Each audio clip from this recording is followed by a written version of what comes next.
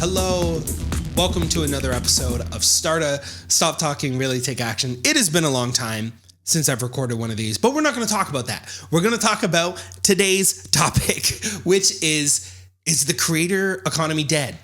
So I've recorded a little bit of a video thought piece on this, and I have published it on my LinkedIn, but I thought it would make a really cool episode of this podcast, and I haven't created a podcast episode in a long time, and I do want to start recording the podcast again. So this is my first attempt at an episode. Let me know what you think of the format. Let's just get into it. Okay. So here's my take on the creator economy being dead. You've probably heard the following phrase floating around lately: the creator economy is dead. Or maybe in a little bit more of a hopeful tone, the creator economy is shifting. Either way, if you're a creator or someone who works in the space, you've probably felt this palpable shift. So what is actually going on here? Why does the space feel unstable? Maybe it's evolving, something else. What's the situation? And most importantly, what does it mean for creators like you and me? Okay, firstly, let's put a couple things to rest. The creator economy is not dead, not by a long shot. That narrative is clickbait to get your attention.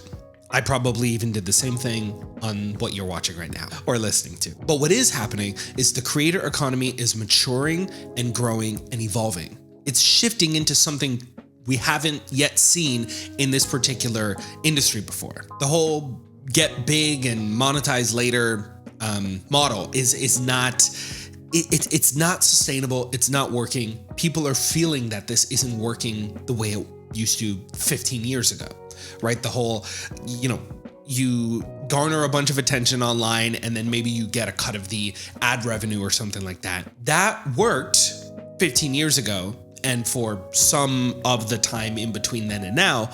But now ad revenue is inconsistent. Algorithms are far less predictable. Brand deals have tightened up, and audiences, us, are fatigued and fragmented. Because if you think about it, on the flip side, both platforms and creators are maturing and they're evolving not only the content itself, but their approach. Platforms are maturing, creators are diversifying. You can think of this of not only cut of the ad revenue, but offering subscriptions, coaching, IP, licensing, things like that. Creators are now building businesses and entire ecosystems, not just content. Content just isn't enough anymore to not only just make a living, but thrive off of that living. Even think about someone like Mr. Beast, who I know is the talking point of everything. But he doesn't just do his content anymore. He's getting network deals. He's got physical products in physical brick and mortar stores, on top of employing many, many people to create not only those businesses, but also still the content. We're seeing more of an evolution of this industry and this economy. So in this new space, this new creator economy, it's not about virality, it's about viability. So now creators are starting to ask, what kind of business model actually supports that and resonates deeply with me, and that I'm actually equipped and ready and willing to contribute to and to spearhead? And these questions are changing everything about this entire space, not only for the individual creators, for the platform, but everything and everyone in between. Okay, so let's talk about what this means for creators in terms of opportunities and trappings. Okay, so trap number one is playing the platform game instead of building a foundation, right? What this can look like is you're trying to be a quote unquote slave to the algorithms, and you're trying to do something that you think your audience will like, and you're kind of guessing at it, and you're hoping if I use this trending sound, hopefully that'll boost the content to get to this particular audience set. And if I use this hashtag structure, which hashtags are no longer a thing from what I'm hearing, that is going to do what I need it to do. Right? You're thinking in that way. Trap number two is relying on one or very few revenue streams. Ads. user-generated content, sponsorships alone, or focusing on freelance. I know this was me for a long time. It was the sole source of income. The danger with relying on one or very few revenue streams is that you're putting too much pressure on these streams to support whether it's just your own personal livelihood, or at worst, your entire business operation, and then employing people and longevity of your brand and your business, so on and so forth. It's a very tightrope kind of situation. Not good. The third trap is mistaking followers for community. People who are part of your audience as a follower, they may be passingly interested in what you're doing. They may be a deep super fan, or they might be somewhere in between, in that a little bit more of that indifferent or take it or leave it, kind of space that they occupy, versus community, which is a little bit more in that super fans, but creating something a little bit outside of yourself or outside of your brand that lives, breathes, and exists whether you're there actively contributing or not via way of content. So just some kind of food for thought with that one. Okay, so let's talk about a few of the opportunities now. There's this idea of systems over the hustle and bustle of everything, right?